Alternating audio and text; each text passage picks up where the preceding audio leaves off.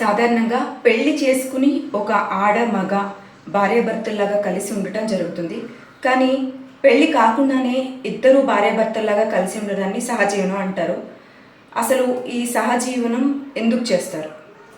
ఎందుకంటే ఇద్దరికి ఫ్రీడమ్ ఉంటుంది అన్న ఒక ఉద్దేశము, బంధాలు, ఈ రిలేషన్షిప్, చుట్టాలు, కట్టుబాట్లు అడ్డురావు కాబట్టి ఇద్దరు వారు ఎలా ఉండాలనుకుంటే అలా ఉండొచ్చు. ఇంకా సహజీవనంలో ఇద్దరికి బాధ్యత అనేది ఇద్దరి మీద ఒకరి మీద ఒకరు కాదు, ఇద్దరికి బాధ్యత ఉంటుంది కానీ పెత్తనం ఉండదు. ఇక్కడ మధ్యకాలంలో ఎక్కువ ఈ లివింగ్ రిలేషన్షిప్స్ మీద మొగ్గు చూపుతున్నారు.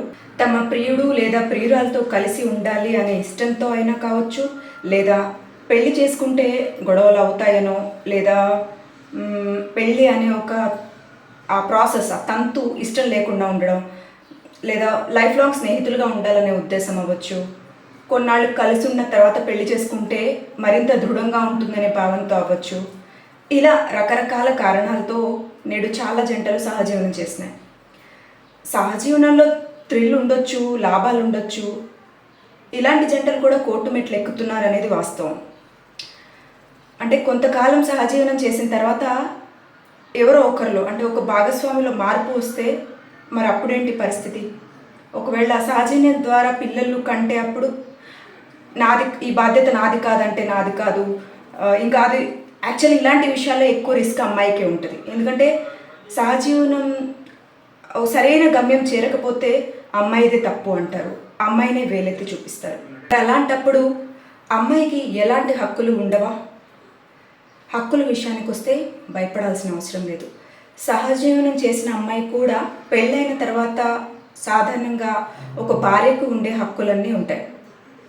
ఒకవేళ ఆవిడకి పిల్లలు పుడితే ఆ పిల్లల బాధ్యత సహజీవనం చేసిన తండ్రిపై కూడా ఉంటుంది. ఆమె పోషణకు కూడా ఆ పురుష భాగస్వామి భరణం చెల్లించాల్సి ఉంటుంది. పిల్లలకు కూడా వారసత్వంగా అన్ని హక్కులు సంక్రమిస్తాయి. సహజీవనం చేసే మహిళలకు అన్ని రకాల వెసులుబాట్లతో ఇటీవల చట్టాన్ని సవరించారు. ఏడాది పాటు ఇద్దరు సహజీవనం చేసి ఉంటే వారిద్దరికీ యాక్చువల్గా పెళ్ళైపోయినట్లే అని ఇటీవల కోర్టు ఒక కేసులో కూడా తీర్పిచ్చింది. అయితే సహజీవనం అంటే భాగస్వాములు ఇద్దరూ మేజర్లై ఉండాలి.